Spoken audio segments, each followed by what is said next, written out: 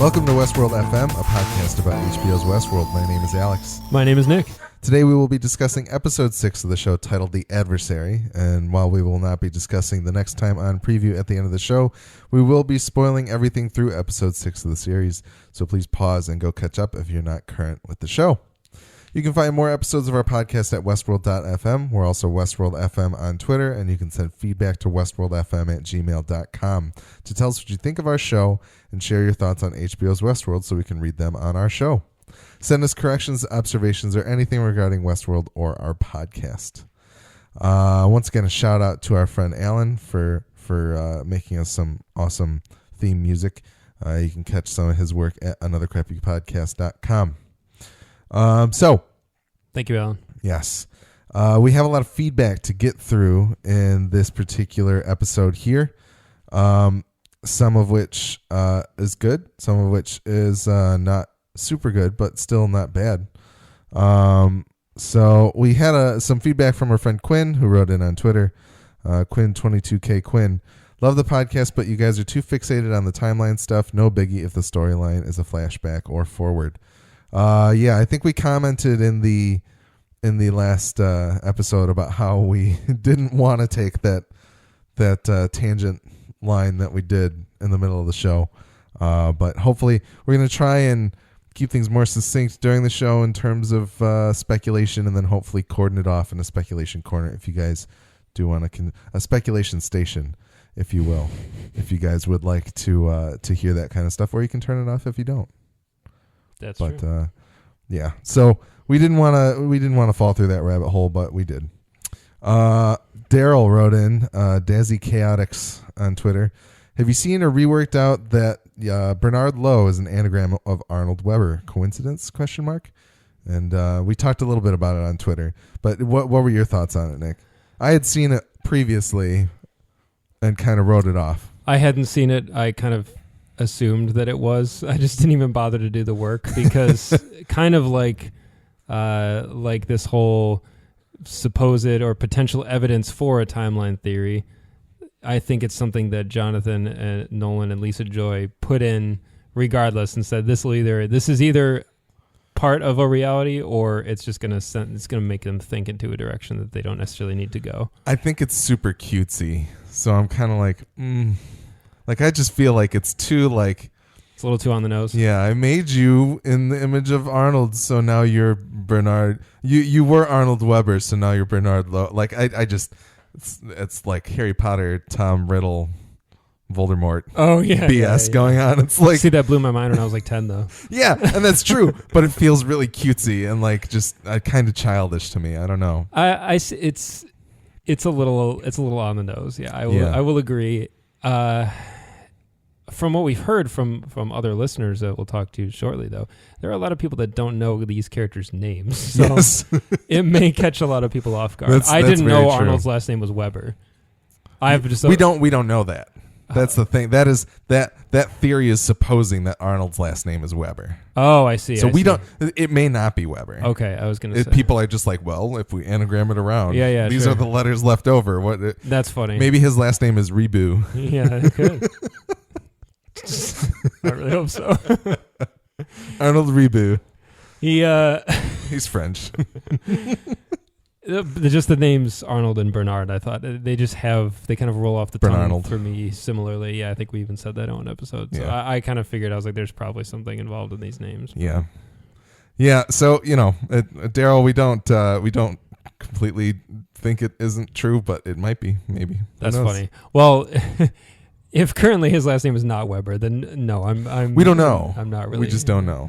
No, it's interesting. Arnold, who and what Arnold is and his identity and all that is one of that is almost more interesting to me than this whole maze stuff. Yeah. So we'll get to that. We will. We've talked about it before, but we'll keep talking about it anyway. Yes. Quinn once again wrote in along with Alan, who made our theme song. They both mentioned the appearance of the gunslinger from the movie in the background shot of this episode. Oh yeah. Also with the musical cue. Did you listen? Did you end up seeing that anywhere? because there's a cue in the music in the episode that very much is a cue straight out of the score from the first. I didn't catch the musical cue. I saw him in the background, but yeah, I didn't catch the musical cue when I watched it, but then I saw somebody on Reddit and they posted a link, and then I watched them both. And that's super cool. It's spot on. It's for sure intentional, and it's very cool. So thank you guys for writing in for that. So this is the timeline from the original movie then, right? Oh, confirmed. Yes, absolutely. Confirmed. Yes. In terms of ridiculous speculation, that one is no longer ridiculous. We don't think that's true. Carrie wrote in on Twitter. Carrie did something that I asked people to do. She tweeted at iTunes Podcast to put us in the Westworld Fans Collection on iTunes. And we are not in there yet, but if you guys keep tweeting, maybe we will get in there. Yeah, and we deserve to be there, I think. I think so, too. I've listened to several of the other podcasts that are in there. We deserve to be in there. Yes. So please, at iTunes Podcast is the Twitter account. If you have one, please tweet at them and let them know that at Westworld FM should be in that collection. And then we've got a few bigger emails here. Let's go through Katrine's Twitter email or Twitter message that she sent me. She said, hey guys, what's up? I have to agree with your enthusiasm for Ford and Old Bill. I love those scenes. Thank you. We love you, Katrine.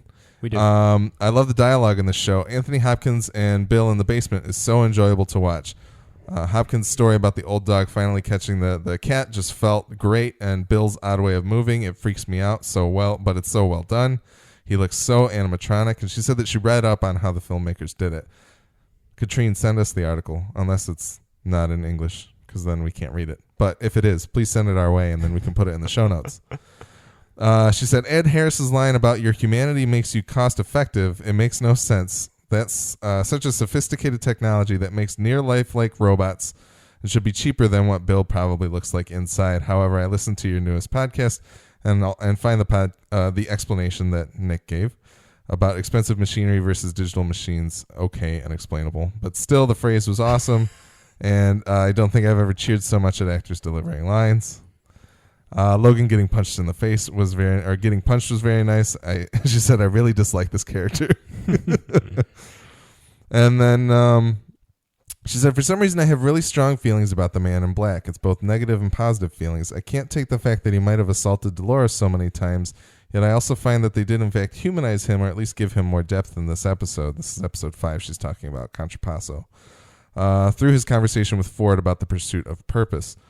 Logan, to me, doesn't have the capabilities of having that kind of depth. He says somewhere in the episode that he provokes William into a scuffle that, oh yeah, that hardworking you did all your life, or something along those lines. This line, combined with the fact that Logan seems to have a position above William in their corporation or foundation, actually led me to believe that Logan is one of those entitled rich pricks who had everything inherited and handed to him, while William worked his way up to his level. Would be a known trope, I think, maybe. Yeah, I don't know. We're still on the fence about the William and Logan thing, and we're not even going to talk about that this episode, probably. And she said, also, I took the orgy temple brothel over the top golden prostitutes as a nod to the 73 Westworld film, where they allude to the existence of the other parks like the Roman world. Remember the lady in the opening scene of the original film? She was excited to go visit the debauchery of the Roman world. The scene had a very Caligula-type feel, to which I think came out around the same time as Westworld film in the 70s. I didn't really read it more into it than that. Another fun fact about this scene, they filmed it in an actual mausoleum. She said that just gives me an even more of a crazy vibe knowing it was shot in a cemetery. WTF Nolans. Love your episodes. Keep them coming. Your discussions are very eye-opening. Thank you, Katrine. Thank you. Yeah, she has a lot of good thoughts in there. But yeah, I think the William Logan thing, maybe we'll have to revisit this once we get a little more context in the next episode. Yes. Yeah, there's not much more evidence there in this episode. Yeah. This week. Yep. Yeah, I still think if that theory holds water, that it could potentially be either of them.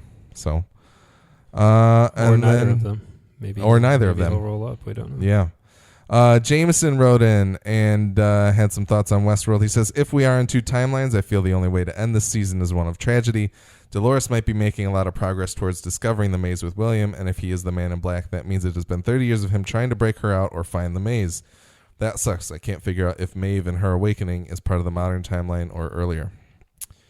Yeah.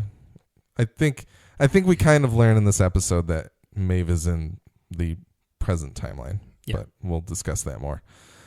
If it is, or is it possible that the park, in responding to an individual's desire for adventure, has actually created a version of this for someone like William, who takes the park so seriously? He's had a humanizing response to the hosts and people alike, basically having passed the Turing test in the most real way. So perhaps he unlocked this deeper loop within Dolores' character. That's an interesting thought. Yeah, that's cool. It's I think it's kind of a combination of those things. Maybe Arnold is turning, or something about Dolores is being awoken at that point in time potentially, and William is kind of interacting it and helping her build out upon it, I think. But I don't know. We don't know. We don't. Jameson goes on to say, I believe Ford doesn't know anything about the maze, or rather maybe he knows it exists, but he needs the obsessed mind of the man in black to be able to locate it. And that's why, quote unquote, that man can do whatever he wants. I'm also thinking Ford probably murdered Arnold. More on that in a little bit. That's interesting. I really like that thought that Ford is going to let the man in black run wild because he thinks he can lead him to where he needs to go. Or the scene in this week where Ford sees the symbol on the table and then goes and looks it up, and presumably one of Arnold's old notebooks, makes me think that he doesn't know about the maze. Or he knows about it but doesn't know anything about it. Yeah. Doesn't know any of the details that the man in So black. he's using him as a tool to weed out whatever's going in there. That's very compelling and interesting. Yeah, it is. I hadn't thought about that. That's really cool. Good thought. Yes. And then finally, Jameson says, I'm also moderately intrigued by the idea that the Wyatt backstory doesn't have anything to do with the, quote, new narrative Ford is putting together. What would the terraformers be doing if they are just going to build a town? I'm hoping this is something much larger, like a new theme in the park altogether outside of the Western theme, or, since the footers state a Delos destination on the Westworld site, does this imply there are indeed other parks? Yeah, I don't feel like they would build like a Roman world inside Westworld. No, I don't think so. And we have a little more context in this week's episode in terms of the scale of what he's making. And yeah, we'll talk about that. Yep. Yeah, so thank you, Jameson, for writing in. Thanks, Jameson. And then finally, we've got a another email from our friend Gordan. Hi, guys. Hope you're doing all right in the pre-election fever.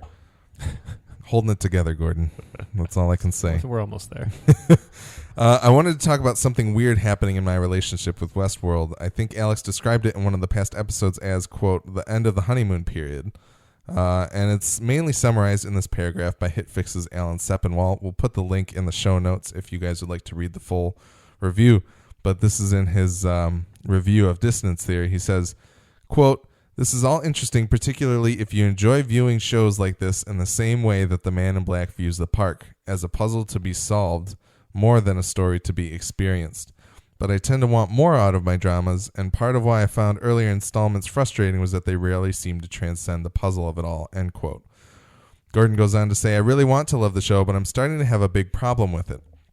If I watch it as a puzzle to be solved, it is fascinating to try to guess the motivations / endgames of different characters, looking for obscure clues and trying to fit everything in my head. But I feel like I'm trying to solve a jigsaw puzzle, and I don't care about what the underlying picture is. I just don't care about most of the characters, and there is barely any stakes in the game.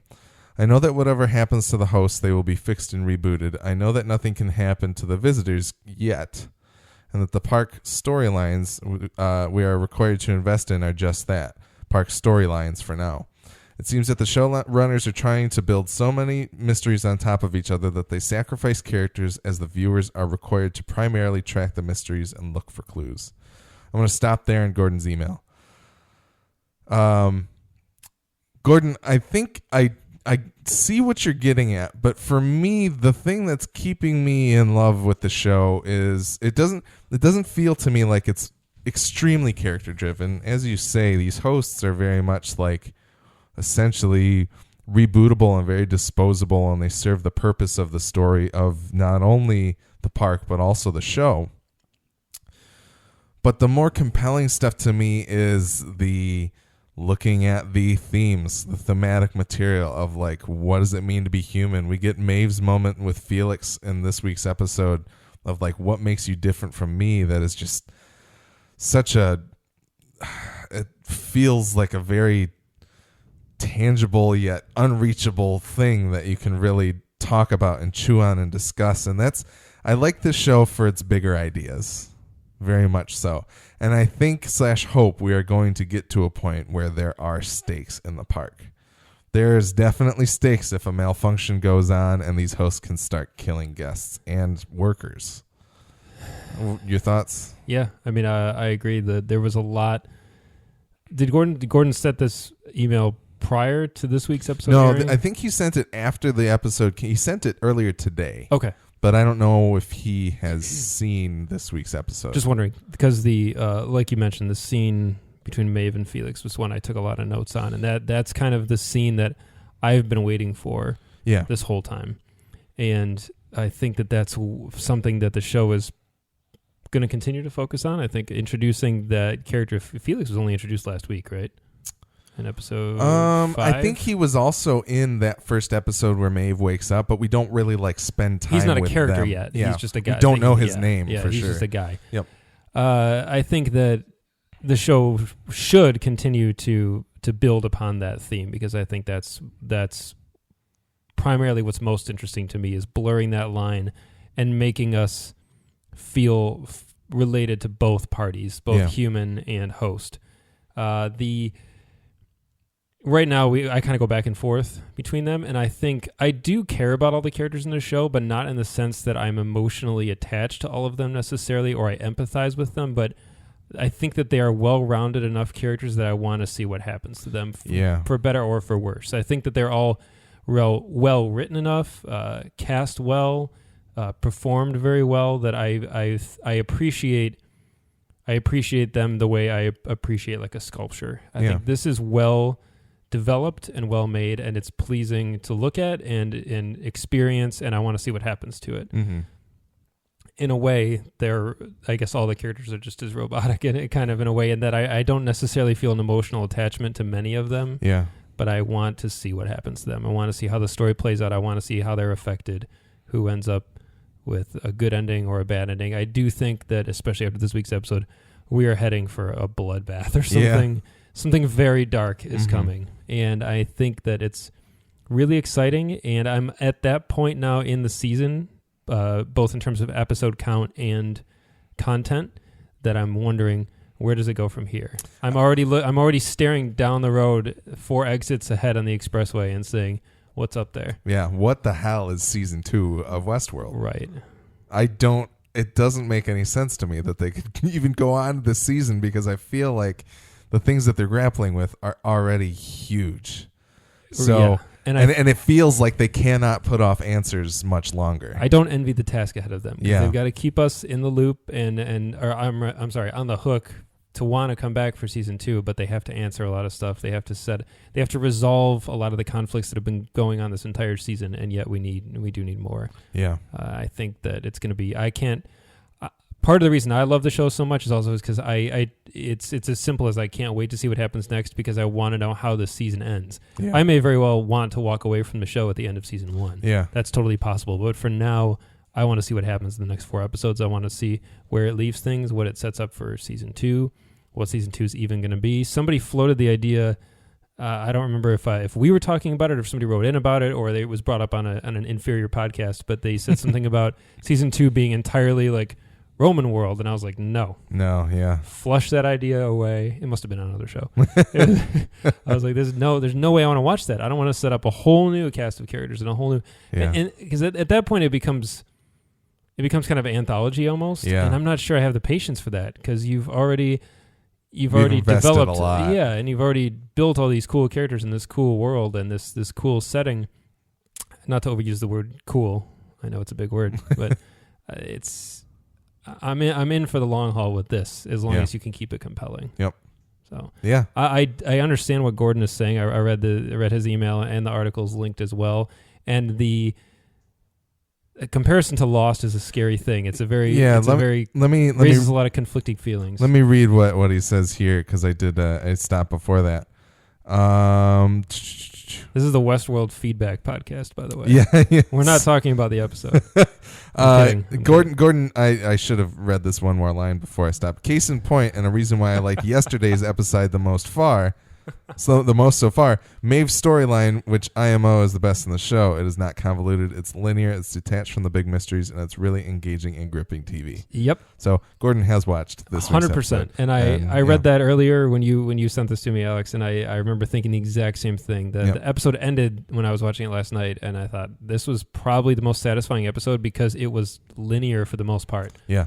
And not to say that we necessarily believe or subscribe to the theory that there's two timelines, but they're clearly two different stories. They're two big, main, different stories. And whether they intersect or not later doesn't matter. I found the lack of jumping back and forth between like locales in a way kind of refreshing. And I liked that we stuck with maybe just because it was fewer characters. It was it just felt like there was less going on. And as a result, they could breathe a little and the writing could flourish a little bit, and it was just really good. And I remember thinking the exact same thing, that I was like, the Maeve storyline, it felt like we had a complete story in an episode. We had a beginning, a middle, and an end in an episode with one character, and that was really nice. Yeah. It wasn't just like thread. Yep.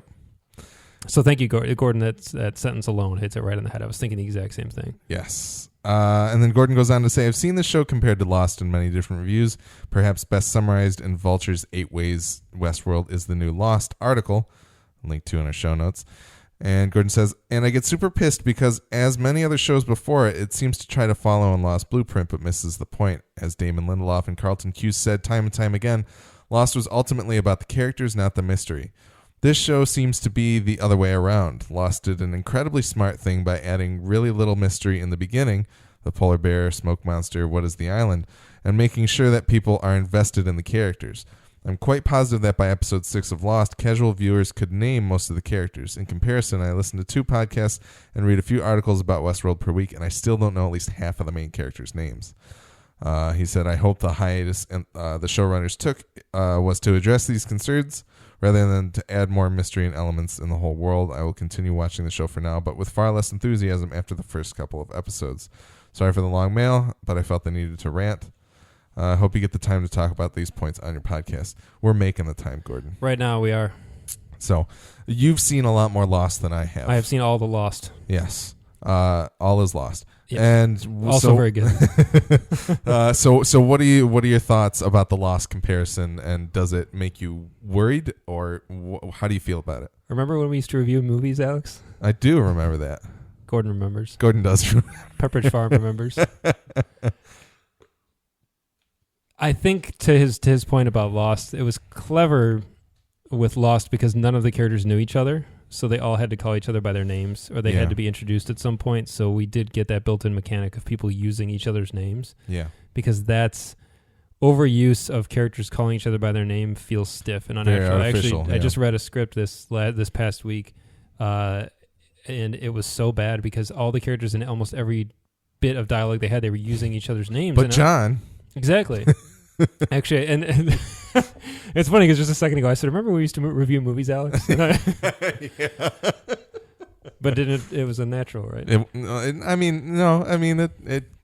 used we it to punctuate silly. a point. Yeah, making a point, which is not what people do when they bring up each other's names in most normal conversations. So I think that I understand what he's saying, and there are a lot of characters that I only know their names because either I was watching the episode with subtitles for some reason, or because you and I have talked about it, or I've done reading about it. And generally that's just something I do when I'm watching a show or a movie. I usually have IMDb pulled up on my phone, and if I want to check something like who an actor is, what else I know them from, what their name is, the character, that sort of thing, I always have it on call. So that is a good point, though. I mean, you can get lost, and there's a lot of characters on this show. And I have the hardest time for some reason remembering Clementine's name.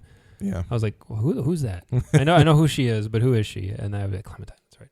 Yeah, and I understand where he's coming from, but the comparisons to Lost feel natural, and they're a little alarming in a way, because I'm kind of like, well, season 1 of Lost still remains probably one of my favorite seasons of drama TV ever. It's so good. Part of the reason is for exactly what Gordan pointed out. It had interesting mysteries. They were small enough to be able to digest and speculate on. The mysteries in Westworld are so big. Yeah. They're so big, and there's so many different ways they could go that in a way it's almost kind of futile to even think about it. And that's why we even joked on last week's episode, we're like, we're not going to think about it. Like we're straight up not even going to think about it because it doesn't matter. Mm-hmm. And I'm trying to remember what the big thing was that happened at the end of last week. And we were like, not going to think about it. Doesn't matter. Don't know yet. Can't talk about it. And I don't remember what it was, but it was something we both instantly were like, whoa. Oh, well. Yeah. Anyway, Lost, they were small enough. You're like, wow, there's a polar bear running around. What's that doing here? Mm-hmm. Where'd that come from? And you had your own, people started coming with fun theories. That's a small mystery, and there were bigger mysteries too. But Lost had, like you said, had great characters. They were identifiable. They were different. They all had struggles. And a lot of the characters in this, we are almost in a way designed to not become connected to them because they get wiped all the time. They get hosts. And now we're at the point where we are starting to care about Maeve or starting to fear Maeve, whichever end of the spectrum you subscribe to. Yeah.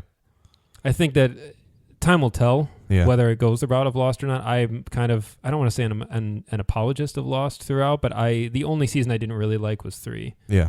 And I'm in the minority, I think, that likes season 5 a lot. And season 6 was just kind of whatever. But anyway, we don't need to talk about Lost anymore. I understand what you're saying, Gordan. I still think, Alex, you've never watched any Lost, have you? No, I've seen like little bits and pieces because my mom used to watch it, but I've never watched any of it myself. It's worth watching. Yeah, sure. I know that you and Willie are huge fans. Willie has always wanted me to try to watch Lost. Willie and I threw a Lost viewing party. Yeah, on the I remember. Series finale. Yeah. Rather. Yeah, it was a lot of fun. Gojo was Gojo dressed as Locke, and it was a spot on costume. Even though did he watch any of the show? Yeah. Okay. He hadn't seen all of it. Okay. He had seen enough to know he liked Locke a lot and enjoyed the show. I remember seeing the shot of Gojo with the orange peel in his mouth, and the scar he painted on his eye and everything. Yeah, it was amazing. I think he has since watched all of it. Okay, because it was on Netflix for a long time. But anyway, Gordan, keep us posted. I really like that you don't like it. Kind of. Yeah, he's fallen out of the honeymoon phase, and now the show. I like that you're still intrigued enough to keep watching it, but I like that there's somebody who's a little dissatisfied because I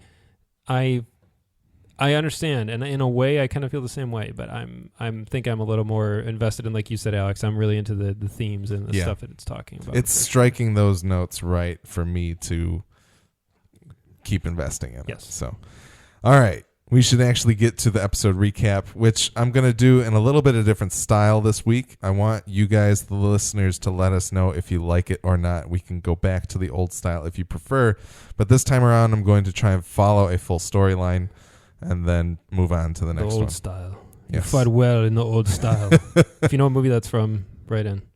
I don't know what movie that's from. You fight well in the old style. Is Michael Wincott in it? No? Okay. No. Could have been. So, let's start with, let's go with the Man in Black and Teddy. So, they're riding through the Valley of Graves on their way to Pariah. Can you explain the new style?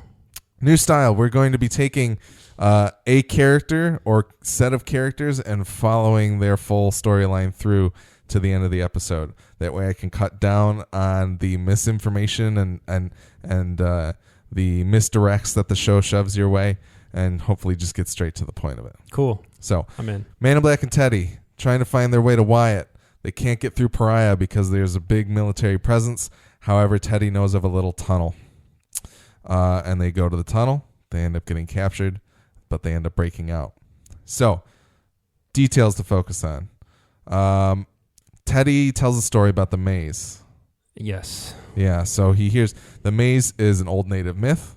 It's the sum of a man's life, choices he makes, the dreams he hangs on to, and there at the center there's a legendary man who has been killed over and over again, countless times, but always clawed his way back to life. The man returned for the last time and vanquished all his oppressors in a tireless fury. Built a house. Around that house, he built a maze so complicated only he could navigate through it. I reckon he had seen enough fighting. Thoughts on that? You're still kind of like, let's find out what the maze is when we get there, right? The maze is kind of being bounced back and forth as like a theoretical thing or a physical construct. I'm not really sure what it is.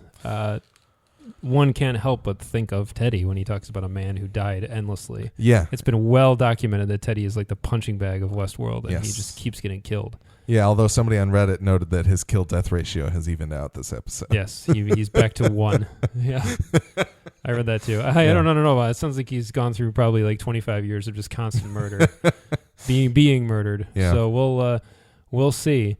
There was an implication in, I think, the pilot or maybe episode 2 that Teddy is like somewhat of a known gunslinger. Whether it was just an approximation that Maeve makes upon seeing him, or if that's part of Teddy's backstory. Yeah, well, and he seems to be very effective with a gun. Teddy knows how to shoot people. Absolutely. The scene of him fighting back at Wyatt's men as they're all like covered in the dark, and the way that James Marsden shoots that gun and fans the hammer, it feels extremely supernaturally gifted to me. So I think I think the gunslinger thing fits him. Something definitely woke up in him after the conversation with Ford, and he's always been a little, I don't want to say passive, but he's been more of like a ranch hand kind of with a gun and a smile and that sort of thing. And now he's more of like, he's a little more cold blooded. And we do see in his flashback, he realizes he was slaughtering people with Wyatt. With Wyatt, yeah. Yeah. Absolutely. Which is really interesting. I like that we're getting he's no longer just like the Zoolander of Westworld. He's not that clean and shiny cowboy. Yeah.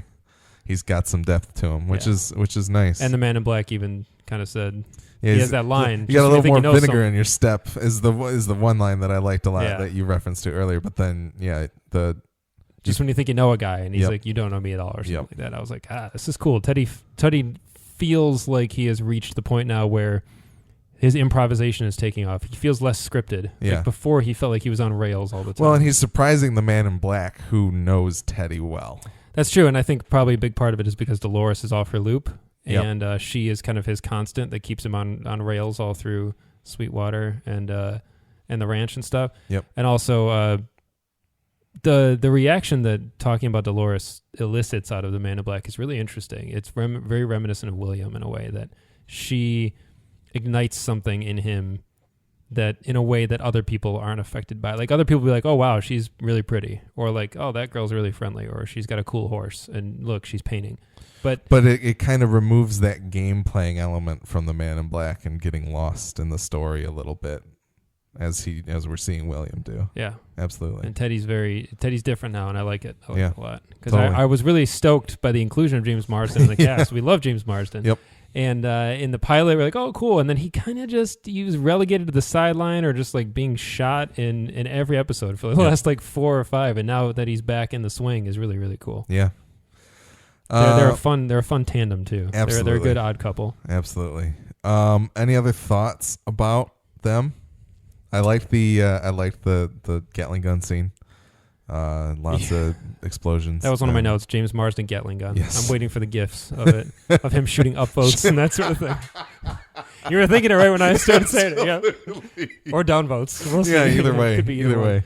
Yeah, it's it works on many levels. It's exciting. I like that the Man in Black has enough charisma to spare where he can be with Lawrence and it's fun to watch. He can be with Teddy and it's fun to watch. Like he plays opposite people really, really well. Yeah. Well, it's Ed Harris. It is Ed Harris, like we said. Yep. If you can accelerate to Ed Harris level, you're doing something right. All right. Anything else on Teddy and Man in Black? Nope. This is very satisfying. Yes.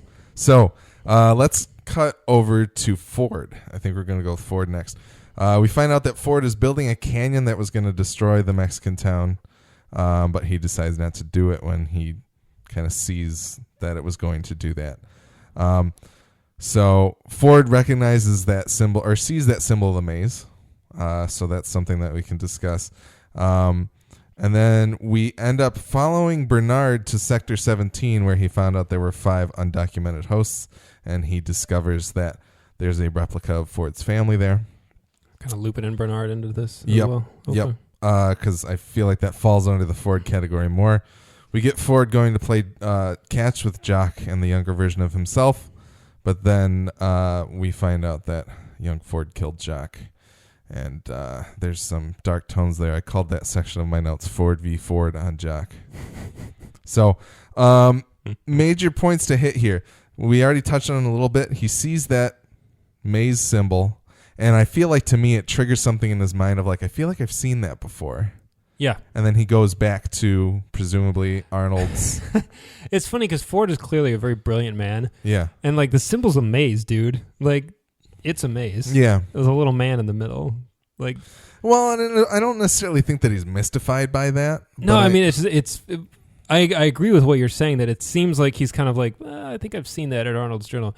But it's funny to think that people are always talking about this maze, and if he never made the connection that symbol is related to the maze, like that's kind of funny. But that's kind of the suggestion, is that maybe he's unaware of. He might connect the dots and be like, oh, that's the maze, but I don't know that he necessarily knows that it's being represented by that symbol.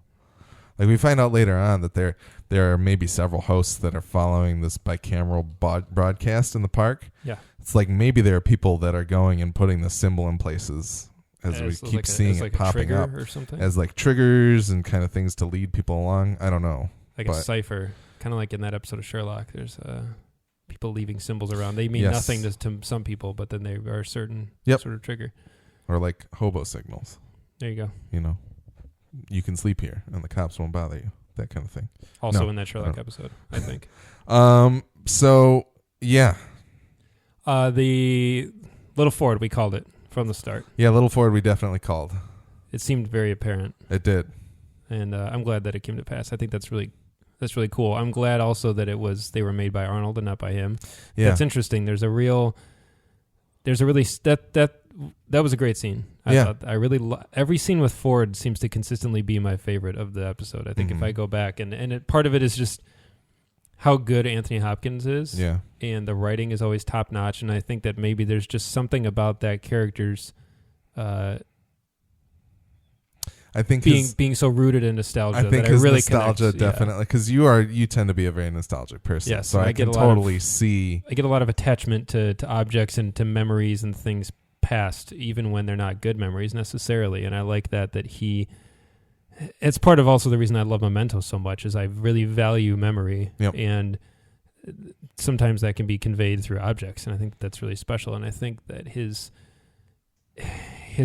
joke about integrating some of his father's actual personalities as he's going for the bottle of whiskey, and that is really funny and sad and dark in a way that this is also, while it's very sweet and I understand the appeal of nostalgia, sometimes it's bad, and you cannot grow and evolve as a person without letting some of that stuff go. Sometimes you will default to how you felt in that moment, because memory can be a very powerful thing and draw you back into a psychological state that's not necessarily good for you, and whether it be good memories or bad. There's a great you haven't watched much Mad Men either, have you? No, but the carousel, scene, you showed that to me. I've probably showed that to you so many times because it's breathtaking. It's the best part of that season. It's probably my favorite scene in Mad Men in its entirety, because it's so good and it's so true. That's a universal truth. Everybody feels that way about it at some point. And I think that scene, I had in my notes something to the effect of, like, when does something, like, kind of nice and sweet and nostalgic become creepy and, like, kind of obsessive? And by the that whole scene, I was enjoying it, and I was like, I understand. I would do the same thing if I had that thing of my family. But then at the end of the scene, I was like, it got weird when he was like, tell me about your day and that kind of thing. I was like, okay, you're not just looking at them like they're figurines in a museum anymore. You're actually trying to, like, he's almost acting like a father. I don't know. I don't necessarily know that, because I think there's a component of him. I don't know that it's necessarily he looks back that fondly on these people in his life. He says that that's his only happy memory. And part of me wonders if he's keeping it there because it's his family, or if he's keeping it there because Arnold made it for him. I think that's also a part of it. The nostalgia is double, even like triple edged in a way that it reminds him of his family. It reminds him of better times and maybe simpler times in general, just being a kid. Like he clearly has an affection for his brother. Yeah. And it also reminds him of Arnold, and back when things were good between him and Arnold, or so we presume. Yeah. There was a respect, there was a partnership, kind of a brotherhood between them.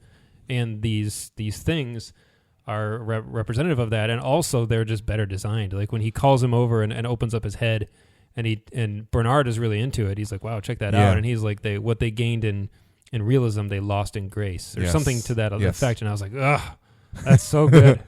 Which echoes the Man in Black's comment. Yeah, as well. and language like that just rolls out of Anthony Hopkins' mouth like we breathe air. It was so effortless and just beautiful. Yeah. The one other thing that I wanted to say about that is that we see that there are people that are mechanical hosts that do not function and move the way that Old Bill does. So I think it's confirming my theory that Old Bill just hasn't been maintained. Well, he does say that too, because Bernard says that why are they so good? And he's like, I maintain them myself. Yeah. So I think that was a good thing to learn out of here too. Definitely. Yeah. So we could potentially get a nice smooth, silky Old Bill in the future, but potentially. I kind of like him the way he is.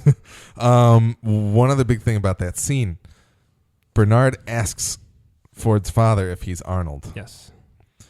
That man is the Arnold. man that we see in the photo Yep. that Ford posits is Arnold. A picture of him with his partner. Yep. I don't know if I want to save this for speculation station or not. Do you think we should talk about it? I mean, I guess we can just very quickly be like, after looking at that photo again, it seems like there's very clearly a space there for Arnold to be painted in later on in the season. Do you get what I'm saying? It's framed in a way that there are 3 people in that picture. I see what you're saying. And one of them is not shown when Bernard looks at the photo. We do see the photo, though, right? And you see that there's not another man there, but the way that they're spaced suggests that there could have been. Or yeah, I mean, it seems like it could either be a very artsy, nice-looking shot, or it could be that there is a third man. I see. Next to Ford's father, in the sense of like, I could see it as these 2 guys together, and this is one of their creations, kind of thing. I was wondering if that was his actual father, like visiting the park or something. But I think he's wearing the exact same wardrobe, so it's probably it's probably the host version of him. Yeah, and just to echo what you said last week, which I think was something Joanna Robinson said, maybe not, maybe it was something you said, that maybe Bernard is conditioned in a way, if Bernard is Arnold, that he can't see himself in the photo, or the original suggestion was that he would see that man instead. Yeah. And maybe now he just, it's almost like a 3D glasses and taking just one of the lenses, like he can't see the rest of the photo, which could be him. Yeah, I don't know, it's really cool though, but as soon as that guy... as soon as his father walked outside to grab like the firewood, I was like, "Oh shit, it's Arnold!" Like I almost said it out loud. Yeah. And then when he asks him that, I remember seeing somebody on Twitter. I'm sorry, I can't give credit to whoever it was, but they said Bernard, when he asks, "Are you Arnold?" He's like the entire audience. He's asking for all of the collective viewership. That Are you Arnold? Because we all want to know. Yeah, that was great. There were numerous scenes in this episode that were very tense, very intense, and this was one of them when his dad started advancing on Bernard and was going to kill him. And then Ford's just there. I was like, whew, thank God. Yeah. Other things that I did not fully research, so we will not talk about them if there's a speculation station. Some people are positing things like Ford is actually Arnold and Ford like Ford and his brother, like maybe his brother was Arnold, and that's why Arnold grows up to look like their father. And all kinds of crazy stuff like that. So go and check that out. It's all over Reddit if you want to look into that kind of stuff. Yeah, there's definitely something. There's something fishy going on. I mean, obviously there is. Yeah, but it's definitely more complex than Arnold died. Yes. Yeah. There's some sort of cover up. Factor, and we already kind of know that. But anyway, I love Ford. Yep. Even if he's a bad guy, and even if he's wonderful. The final thing in the Ford storyline with the younger version of himself killing Jock, we do realize that young Ford confesses that he's hearing a voice, and he calls him Arnold, and Arnold told him to kill the dog because the dog is killing things. Yes. And because it would put the dog in a better place? He says put the dog out of his misery. Yeah. And so, yeah, I don't know. That very, very, very, very spooky, dark stuff. Absolutely. So then we've got any other thoughts on Ford? He's probably the character that I'm most interested to see where he winds up. He's probably the person whose struggle I'm also most interested in, because part of the reason is because he's the founder of the park, but also he's been around so long. He's clearly got so much history, and I feel like he's simultaneously got the most and the least to lose. Yeah. and I really want to know what he's up to. Yeah. Like any scene with Ford, like I said before, almost immediately becomes my favorite because I just like to see what he's doing and where he's going. Yeah. All right. Then we can move on to Maeve. I think I want to go to Maeve next. Maeve, we get a day begins for her. We get a piano song, which is Fake Plastic Trees by Radiohead. Mm-hmm. She essentially wakes up in her day, gets killed, wakes up in the body shop, and starts to woo Felix and eventually Sylvester. And she convinces, not only does she get a tour of the facilities, but then she also convinces them to start messing with her personality. Big points to hit. Her tour was pretty breathtaking. Mm-hmm. It's a very interesting sequence. Also set to motion picture soundtrack by Radiohead. Yep. A lot of Radiohead going on in this show. Yeah, a whole lot of Radiohead. Which is cool. Yeah. I think Maeve was a character I didn't count on being as invested in as I am early on. Yeah. I think the madam of the brothel isn't necessarily like somebody that I would feel like would be someone that I would necessarily invest in. Well, I don't think it's that so much as just she wasn't given the screen time necessarily until relatively recently to kind of help me understand that she was a... It felt like we were getting somewhere with her, but now it feels like we're hitting that. I was more intrigued into what her previous story was, and it seems like it's not going to matter. It really, ultimately, it doesn't matter because it never happened. It's an old build, so there's old build. There's no reason to care. I find it interesting. It was only a year ago, though. Yeah. So essentially, she may very well be around in the older timeline, just not. Yeah. In that previous build, so it could end up being important.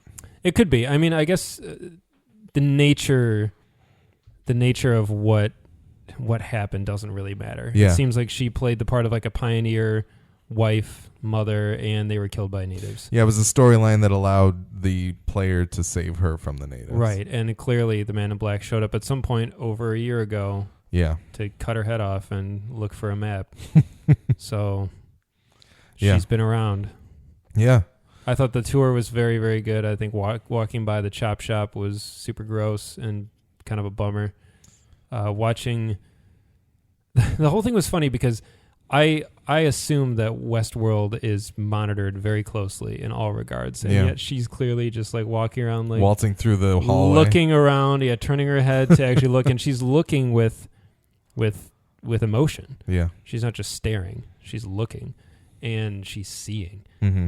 And I think that it really seemed very obvious. And you could tell Felix is just like in a panic the whole time. He's like, I am going to get fired any minute now. Yeah. No. It was a great sequence.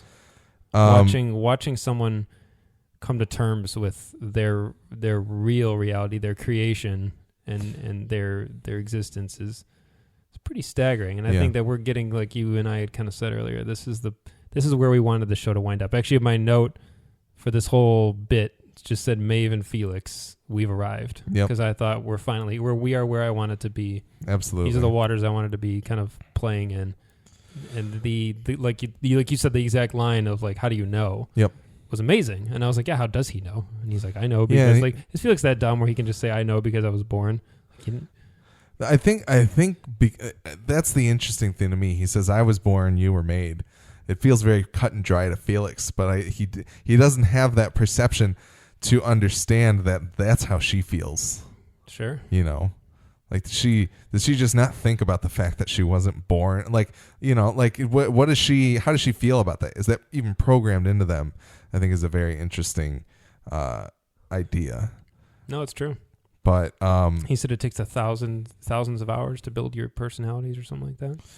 I can't remember. I wasn't something to that effect, because I did wonder how deep does it go. She has this whole, she keeps saying she was from New Orleans and that sort of thing. Yeah. She's been there for 10 years. That's the most we've ever heard, though. Where does she think she was born and that sort of thing? Does she have entire memories? Of her childhood and things like that. one of the other things that we get to see is he pulls up her dialogue tree as she's moving through it, and it causes like a recursive loop where she just has a critical failure. Mm-hmm. That was awesome. That was really cool. Getting to see, pulling back that curtain a little bit more on their programming and seeing those words making connections, and this is where improvisation comes in. I thought it was just a really interesting logic map that I really enjoyed. Yeah. Any other thoughts on kind of that humanizing? I guess the only other thing I was going to say about their tour through the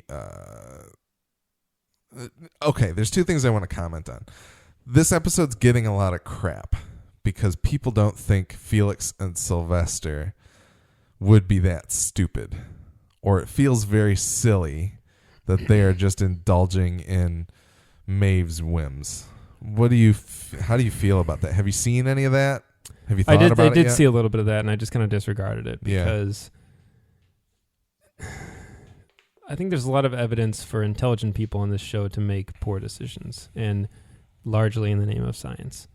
Like we've seen in the scenes between Bernard and Dolores that he says I'm going to let this play out and see what happens, even though it's probably a bad idea. Mm-hmm. And Elsie and Bernard separately go to the park by themselves when it's clearly a bad idea. And we as the viewer are like, are you this desensitized to this whole environment where this doesn't freak you out? Somebody brought up the good point that they're in a park that they don't believe anything can harm them. You know, they don't think they can die. We as viewers do. We're like, don't go to that theater alone, Elsie. What are you thinking? Well, the thing is, they know they may believe they can't die, but they know they can be hurt. Yeah. And that, granted, she and Bernard know the language. They know they can. There are endless commands that they know that they can just spout off and make the thing stop or whatever. But we even see Bernard's voice commands don't work on the older models. And that's they don't work on those models. I think they may work on older models, but it's true. That was probably a bit of a reality check for him, and I think that's part of what spooks him into action against Ford later in the episode is that he realizes like I don't have the control that I thought I did here, or we collectively do not have. You know, there are no checks and balances against some of the shit that Ford is up to in here. Yeah, and that's scary. I think part of it is that curiosity, but also they know that she's better than them. And Felix has that line, which I thought was so important, where he's like, talks about their processor, and he's like, it is better than us. It is beyond us. Yeah. And the only thing that keeps you in check is that we control you. That is such a horrifying prospect because we don't know physically what they're capable of. You know, they could be as strong as 10 men, you know, that sort of thing. And she could potentially, I don't know, she might be able to just dismember both of them, and we don't know. Well, so I think that, you know, as a viewer, you might watch this and say like, oh, 2 men should be able to overpower her.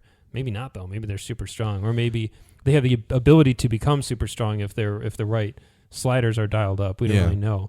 I do think, obviously, it's a bad decision. He should just take all the dials and just turn them all to 0 and be like, okay. See, and then the other thing about it that makes me that helps me dismiss everybody else's concerns about things being silly is that Maeve is designed to play on your desires, and they know that. That's the thing, though. They know it, but they still get wrapped up in it when they're interacting with it. It's true.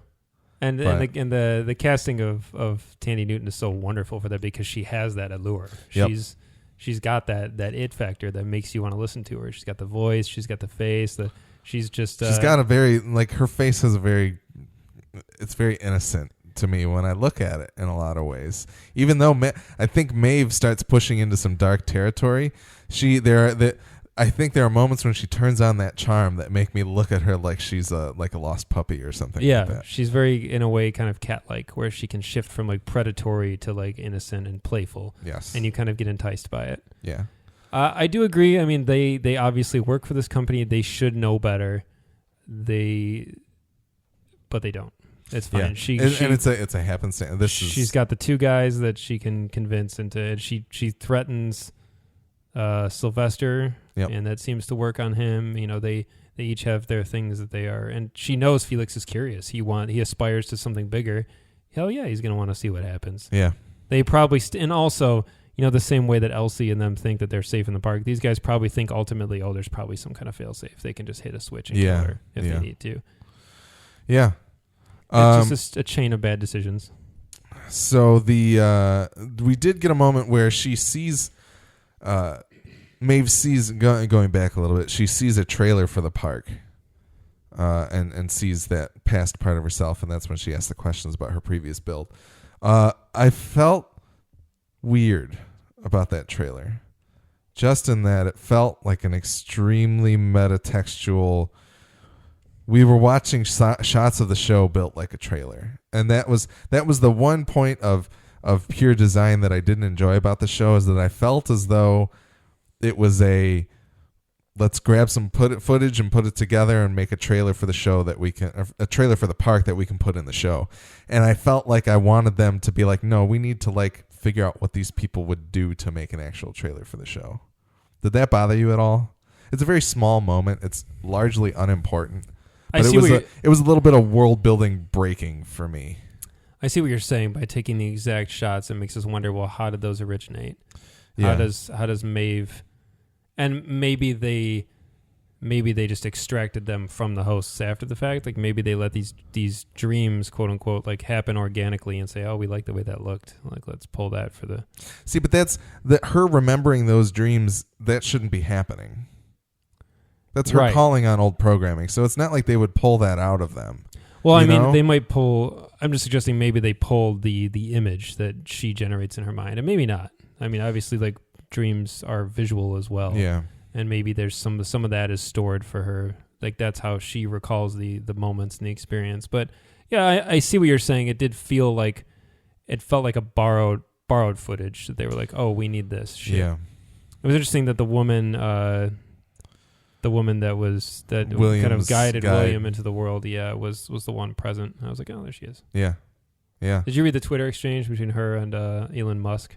Yeah, because that's his ex-wife. Yeah. Yeah. Super funny. It's pretty good. And then one other thing that I wanted to note that was really beautiful about the tour that I forgot to say, watching the blood enter the host and seeing the color fill into them, I thought that was a very, very interesting and cool visual. That was very eerie because we haven't talked about the title sequence of the show very much. We talked about it in the pilot, in our first episode, based around the show's first episode, and we haven't really gone back to it. Yeah. And I think that was always something in the title sequence that always really stood out to me, was these frames of kind of hollow people as they're being dipped into wax and that sort of thing. Yeah. And there's a lot going on in that title sequence I think is really cool. And each week I watch the full titles because I'm waiting for something in there to click and make sense in a way that it didn't previously. Yeah. And I did hear, oh man, I'm totally blanking on the name now. It really sucks. There was one nugget of goodness I got out of another show that I was listening to where they were talking about the opening in the titles, the shots of the horse being a callback, an homage to, man, I remember his name and now I'm totally blanking on it. But anyway, the famously the man who made a bet with another man that all of a horse's hooves leave the ground at some point while they're running. There was a bet that the horse always has one foot on the ground. Yeah. And the other guy said, no, all four of them leave the ground at some point. And this led to the development of the movie camera because they set up a camera to capture running footage. There's the famous GIF. You can see it on Wikipedia and all over the internet of the horse running. That was one of the original kind of images captured. And I'm totally blanking on this. It's so embarrassing that I can't remember it. The name of the guy who kind of founded this, but it's a very iconic image. And that the way that shot is framed in the opening titles and the wide shot of the horse. Edward Muybridge. Muybridge. God. There you go. Yep, that's the guy. The way that the shot is framed in the opening titles is almost a direct carbon copy of the horse's posture in that shot. That's beautiful. And I keep and it ties in this larger theme of kind of the advancement of technology. And they went on to a whole thing about it. I forgot which show it was on, but it was, since I've been talking shit about all the shows, I probably shouldn't even mention it anyway. But it's a great pull to mention that. And I've been wondering who is the woman on the horse. I keep saying is that person going to come? Is it what's her name? That with the snake tattoo? Armistice. Armistice. It keeps reminding me of her, but she looks to me, when I see that half of her face, she always looks a lot like Jennifer Morrison to me. Oh, that's interesting. Which it's probably nobody. Yeah. But it's Yeah. interesting. And I'm just pointing out that I keep poking around in the title sequence for something to pop out and stand out at me in a way that it didn't before. Yeah. And I think it's such a cool title sequence anyway. But Totally. that image of that person being dipped into that wax is so suffocating, and it, although it should symbolize the final stage essentially towards creation, it like feels like drowning. Yeah. And it really freaks me out. It's really awesome. It reminds me of the titles of Hannibal. I've never seen them. Oh, they're so unnerving. Yeah. It's a super brief title sequence. It's like 15 seconds, maybe 30 seconds, but it bothers me so much, and it's great. I can't not watch it. Yeah. Anyway, you'll get there eventually. We'll watch that show. All right, and then one last thing with Maeve real quick. We did get a look at the 20-point scale for their personalities with such features as humor, charm, sensuality, courage, tenacity, empathy, loyalty, aggression, curiosity, imagination, decisiveness, patience, self-preservation, cruelty, humility, meekness, coordination, vivacity, candor, and bulk apperception. Bulk apperception. The definition of apperception here from Google, I don't know what their source was. The mental process by which a person makes sense of an idea by assimilating it into the body of ideas he or she already possesses. So that's the thing that they only cap at 14 for all the hosts. She had the highest. She was at 14, but she kicked it all the way up to 20. And then we get that awesome music swell that sounds like a level up in Skyrim. I was like, as soon as I heard that, I was like, oh my God, this is like opening a chest in Zelda or something. It was... Maeve, yeah. It was Maeve has gone God mode. Yes, Maeve leveled up. Very interested to see where that goes. I'm scared to see where that goes. Yes. The title of this episode is The Adversary. Mm-hmm. And I feel like... I just was thinking about this as we were talking. I feel like we're heading to a point where we have Dolores on one hand, and I think Maeve on the other. Where Maeve is the adversary and Dolores is the hero. Maybe. Everybody ruminate on that? That's interesting. I guess in a way it kind of comes down to how do you feel about the hosts? Are they being treated poorly, or are they just fulfilling their function and we are humanizing it because that's what we do? See, but I'm thinking along the lines of like, this is almost I feel like we're heading towards a conflict, or the overall overarching here is these things gain sentience, and Dolores might be the one that is like, we need to keep the humans around, and Maeve is the one who's like, these are our subjects. Mm-hmm. Like, and I think we could be getting there. I don't know. That's interesting, and that you may have just explained what season 2 is going to be about. Maybe. Yeah, I don't know. I feel like that could be a larger theme of things. It does feel kind of like we're going for a Terminator sort of vibe with Maeve, where she's going to be like the machines. Skynet's like, we don't need the humans. They mess things up. Yep. Nuke them. Yep. All right. So that's it for Maeve, I believe. Not for now. For long. Yeah, not for long. Just for now. Not for now. So, on to the final grouping that I put together of Bernard, Cullen, and Elsie, which is a lot of people all at once. Basically, we get Bernard and Elsie investigating the stray.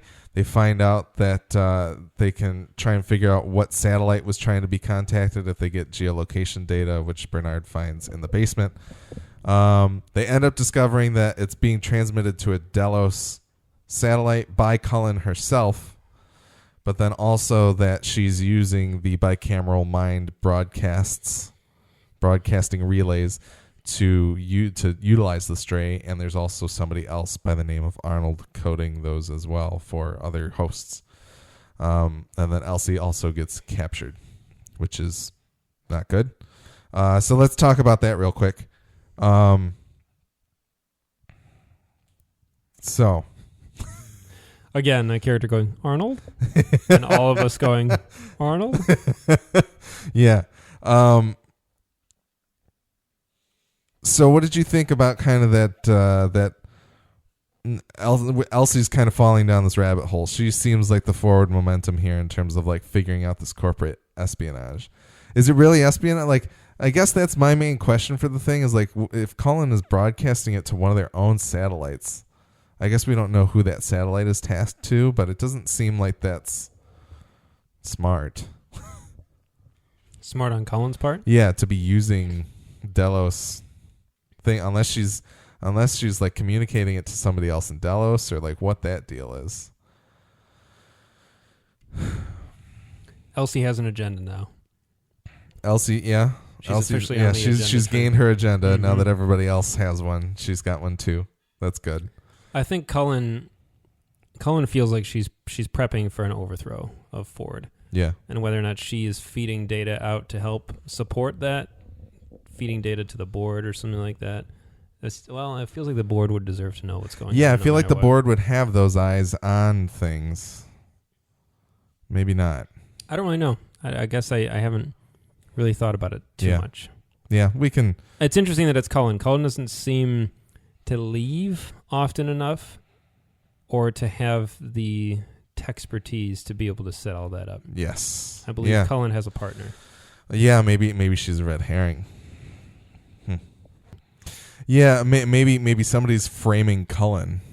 Maybe so. Yeah, I potentially think that Cullen could be used as a cover. Like maybe she's being framed. But That's probably very likely. Yeah. I think the show is definitely not above like pointing a finger and seeing how much of the audience go, "Yup, she's up to no good," because Cullen has been very kind of icy and kind of aloof, and I think she's also kind of we at this point, I think it's safe to say most of the audience really likes Bernard. We're very sympathetic towards him. Yeah. And by Cullen kind of dropping him like a bad habit, Mm-hmm. where it kind of puts her in this unfair position for the audience to kind of be like, she's a bitch. Like she's up to no good. Yeah.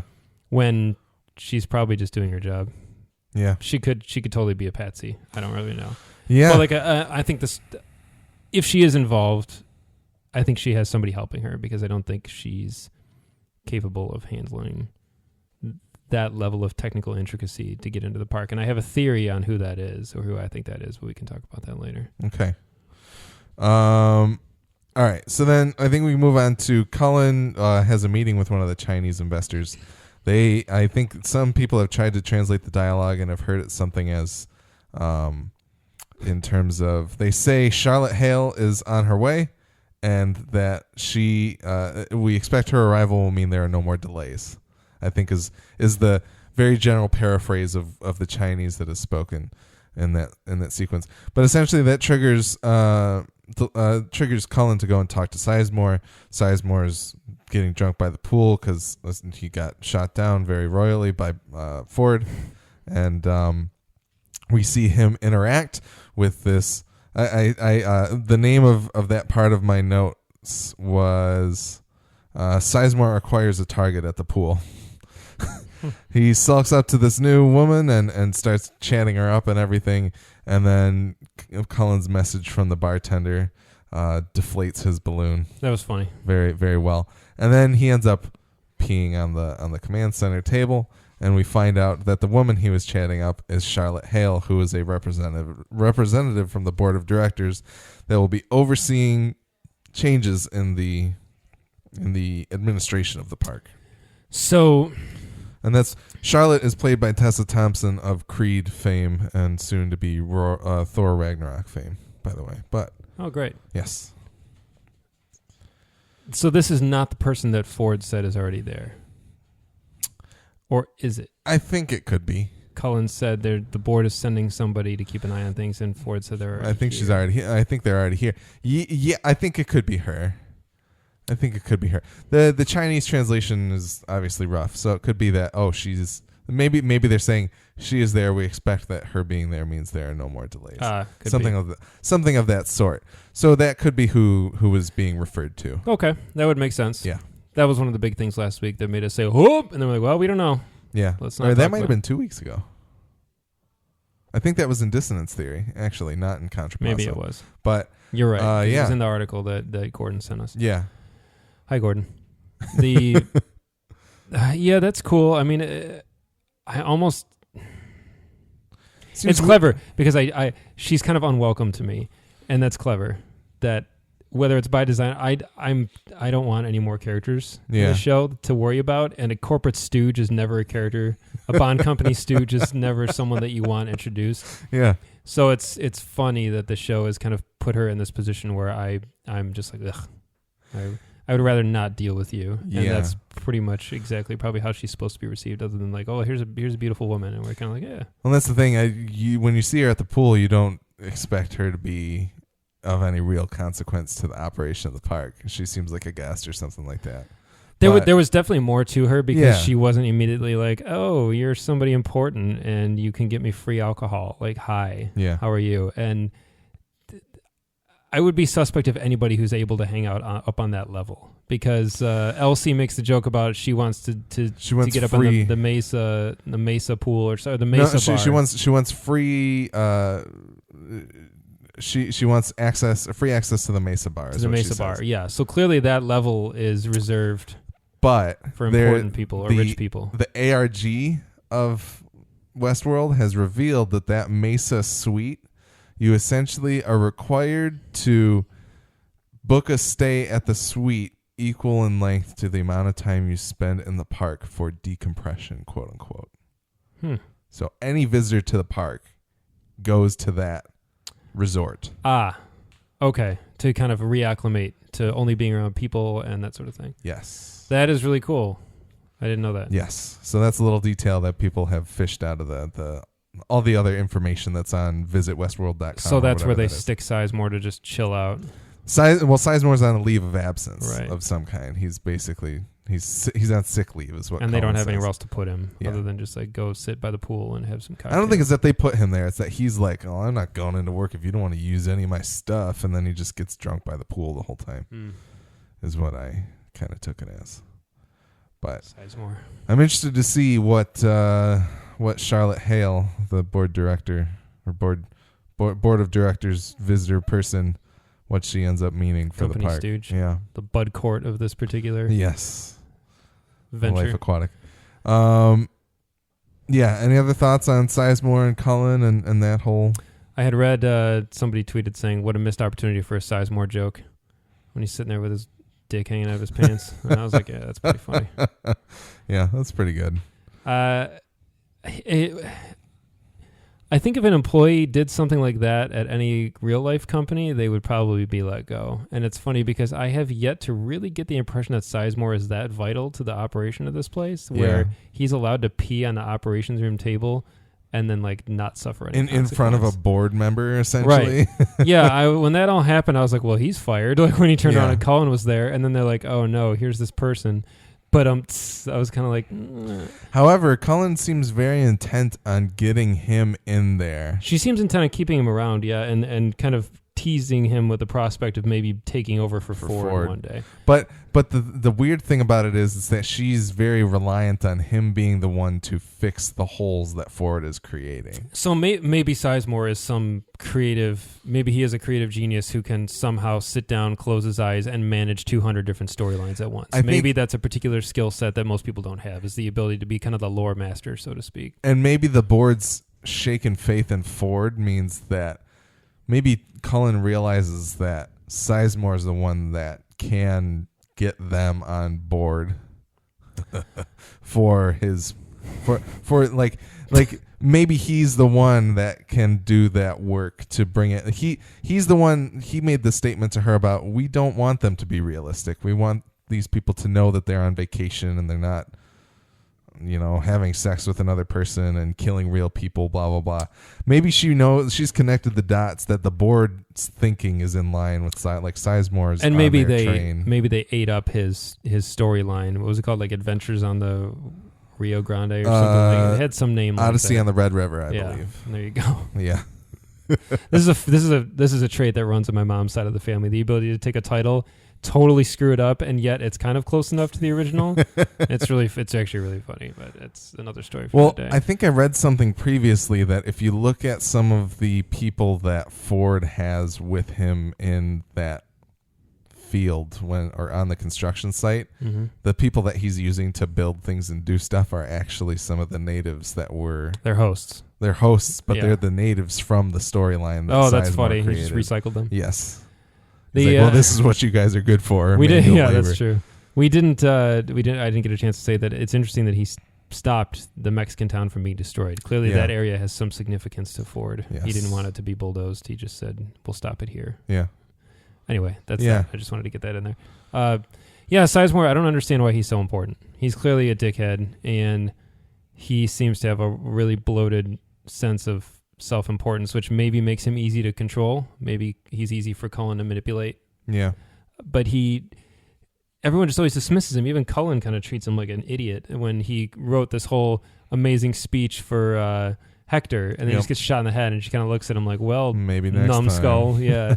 Like, no one seems to take him seriously, so I wonder why they're keeping him around. Why don't they just say, hey, there's another guy just like you with a million ideas. There must be something special about him that we have yet to really witness. I know that, to kind of rein it back into video game land, I know that companies like Bethesda, who make Skyrim and Fallout and that, they actually have lore masters that work for them that know everything. Search for conflicts and make sure that everything is because consistent. those games are so dense with texts. Yep. For Gojo's birthday this year, I bought him. They make these hardcover Skyrim books. Yeah. And there's 3 of them out so far. The first one is just called The Histories. The second one is about like the biological life in the world, and the third is like about the arcane stuff. Yeah. But anyway, the Histories one is like a ton of written down actual text forms of a lot of the books that are in game. Yeah. And Gojo would be the lore master in this particular sense because he has read, I think, most books he's come across in the Elder Scrolls game. He doesn't read in real life, but he'll sit down and read on screen, read these books and read these pages, and it's amazing to me. I've never read anything in those games. I think it's really awesome that it exists, and I laugh at some of the titles, and I'd scan a page or two, but then that's about as far as it would get. But it's funny that level of detail does exist in real life, and there are people that work for these companies, and they know all that shit, and they can say like, oh, there's an inconsistency, or they have to write that. Someone's got to write it. Yeah. And so maybe Sizemore just has that ability. He's got that high level view of everything. Maybe he is a great writer. Yeah. We don't really know. He's had a couple of things not go his way. Mm-hmm. Maybe he's just kind of a doofus, but maybe he is very talented. He's a good writer. He has a skill for weaving all these stories together. I don't know. He's got to have some value. Yeah. I just don't know what it is right now. I was happy to not see him for a few episodes. Yeah. So I don't think there's a whole lot else that we should really focus on too much, other than some of the stuff that Elsie kind of realizes is that Arnold is the username Arnold is retasking hosts and older models and changing or breaking loops, allowing them to lie or hurt people. That ability to lie is something that I think we've seen in Dolores, obviously, and in the previous episode where she's talking to herself. We saw young Ford with the killing of the dog. So, and maybe some other hosts we haven't even known they've been lying. Yeah. So that's very interesting implications. Terrifying prospect. Yes. And Elsie gets whisked away by somebody. But a bunch of people were tweeting like, oh, Elsie's dead. And I was like, she's not dead. I mean, if she's dead, that's dumb. She that might would be really be stupid. But I've heard other theories that maybe it's Ashley sneaking up on her and he's potentially on the case too. Or I think that's Stubbs. Yeah. And I think either one of two things is going on. He is also, like you said, he's kind of on the case, or he is Cullen's right hand. He's the one going out in the field and making these changes because they work in the same department. They probably have a rapport, a respect, and he seems to be more technically apt than he lets on. Somewhat, yeah. And it made me wonder if and more intelligent with this whole Orion. Well, thing I think the Orion thing might have been a misdirect. Maybe he was trying to get her to just not look into it anymore. Maybe just say like, "Oh, it's Orion, duh," and she's like, "Okay." Yeah, like, he wanted to look at the stars. Yeah, exactly. Yeah. Maybe hoping that it would throw her off the scent. Very true. Very true. Stubbs. Good old Stubbs. I dig Stubbs. I'm excited to see more of him. He wasn't in most of the episodes. Then he popped up at the end, which is also kind of mysterious. I'm like, where's he running around all the time? Clearly, he's kind of the Muldoon, like we've said before. Like if we're going to compare it to Jurassic Park, he's kind of out there. He seems to know the lay of the land. He can handle himself. He seems technical enough. He has an understanding of how these things work. He's done interrogations. Yeah, he's clearly a more well-rounded guy than has been depicted so far. Yeah, he's not just a blunt instrument that. You're right. He's not just a Hemsworth, quote unquote, head of security. Yeah. we would think of, but yeah, I think that's most of it. Longer episode today, everybody. You guys wrote in a lot, and I don't want to discourage anybody from writing to us, so I wanted to make sure that we brought up your thoughts on the show. Write shorter emails. Yeah, give me the bullet points. No. If you could highlight the email for me. Please do. I mean, we obviously wish we could just have conversations, and Alex is really good about being on the Twitter. Yeah. The Twitter. The Twitters. I am also on the Twitter, but Yes. not on the Westworld Twitter, but you can find my username in there because I've tweeted a couple things. And and I really want to know if you guys liked the new format here. I think it's interesting. I wanted to try and shift to more discussion and less recap, and I think we did. Yes, but I was not sold on it when you pitched it to me a little while ago, but I think I liked it a lot. Yeah, so I don't know if that's what the listeners want or not. So please let us know by writing into westworldfm@gmail.com or tweeting at us at westworldfm. Those are two places that you can reach us. But you can find more of our episodes on our podcast, westworld.fm. We're also on iTunes, Stitcher Radio, Google Play Music, Satchel Player, all kinds of places. If we're not on a place you want us to be, let me know, and we'll put it there. And then please tell us what you think of our show. Share your thoughts on HBO's Westworld so we can read them on our show. Send us corrections, observations, or anything regarding Westworld or our podcast. Nick just slammed on the table. What did you just think of that you wanted to talk about? We didn't get to talk about Bernard going in the basement and how awesome that scene was. I loved that scene. It was very moody. It was very creepy. The music was amazing. I was really thoroughly freaked out. I like the idea that they just build the facility up and just leave it and don't clean it out. They just let it sit there. Yeah, it's all just there. Yeah. But it is like cordoned off. He does have to give, like, he has clearance to be down there. Right. Which is interesting. For those of you that haven't watched the movie, there's a certain shot that you'll see on Reddit and stuff like that there's an image or Bernard is coming across something in the background, kind of blurred out. You see something that looks exactly like Yul Brynner's character in the movie. The original Man in Black. Yeah, the original Man in Black, the gunslinger. It's very cool. There's a very distinct audio cue that you hear, which you should also look up if you haven't seen it or heard it, rather. Just a very cool moment. And absolutely, like you said, the direction in that part of the episode felt very, very cool and horror movie-like. And the other tiny bullet points I have, the shot of young Robert reflected in front of old Robert was amazing. Yes. I just wanted to point that out. That was really cool.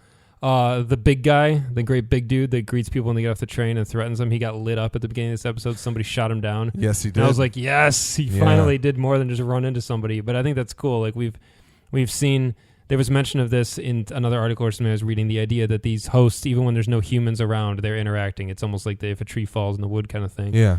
And finally we saw like a payoff from that. He's usually just been running into people, and either they've been apologizing or whatever, but somebody finally shot him down. Yeah, do you think do you think a host killed him, or was it a guest? I think it was probably a guest. Yeah. Maybe not. Maybe black-headed guest. I don't know. Yeah. The other thing that I thought was really funny, people were, I think I read this on Reddit, and I didn't write down the username, but it was funny. People were talking about what was going to happen and whether Felix was going to turn Maeve off, or people were kind of predicting what Felix was going to do. And I just quoted somebody's comment. They said, nah, man, he's going to wake up all the robots and then run off and live happily ever after with Maeve and the bird. And I thought that was really, really good. Yeah, and then I think somebody below them was like, no, Maeve is going to reprogram the bird so that Felix is its pet. I like the idea that the bird is going to become a joke. Yeah. Yeah. Yeah, and somebody else pointed out that Felix and Sylvester are both names of noteworthy cartoon cats. Yeah, absolutely. It's kind of fun. Pretty good. I didn't mean to dump a lot of last few thoughts in there, but no, that's all right. I didn't leave breath for any final thoughts. The big guy getting shot down was like, I almost audibly was like, yes, and I don't know why, but it was just, it's fun because that guy has been set up so many times now. We've seen him run into people, and then he finally just, and nobody's wanted to shoot him yet. Yeah, and like in background, out of focus, he would just see me gunned down, and I was like, oh, there he goes. Finally happened. Yeah. Very cool. Very cool. Back to the outro. The Midwest Podcast Network has several other shows about video games, horror movies, and more. Check out all of our shows at MidwestPodcastNetwork.com. And that's it for our episode this week. We're excited for the next episode, and we'll have another episode of our podcast out after that. But until then, may you rest and have a deep and dreamless slumber.